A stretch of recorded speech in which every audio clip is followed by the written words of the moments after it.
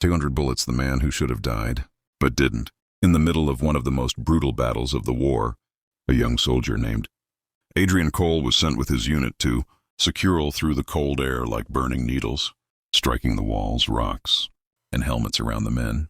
In the chaos, the unit became separated, and Adrian suddenly found himself alone, trapped behind a destroyed bunker, cut off from everyone. Enemy fighters moved closer, surrounding the area. Adrian had only his rifle, 2 grenades, and a heart full of fear. Yet something inside him refused to break. As the enemy opened heavy fire, Adrian pressed his back against a stone barrier and returned every shot with fierce determination.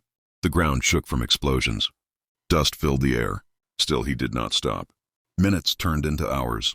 Enemy fire rained down like a storm, tearing his uniform, smashing into his armor, and slicing across his skin. At one point, Adrian felt a sharp punch in his chest. He looked down and realized a bullet had struck directly into his vest. Then another, and another. Soon his armor was cracked, burning hot, and ripped open. He could barely breathe, but he kept fighting. To another broken wall. Bullets struck all around him. His helmet flew off. His rifle jammed, and his legs shook from pain. But Adrian refused to die. He repaired his gun with trembling hands and fought back again, each shot echoing through the smoke-filled valley. Every time he fell, he pushed himself up. Every time he bled, he pressed on. When he was finally down to his last magazine, he whispered to MC. And then another wave came. A hailstorm of bullets, over 100 in less than a minute, poured over him. His vest shattered completely. His jacket tore into pieces.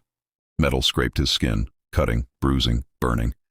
By the time the firing slowed, Adrian had taken over 300 bullet hits on his armor, gear, helmet, and even directly on his body. Yet somehow, he was still alive. Hours later, his unit returned, fighting through the same valley,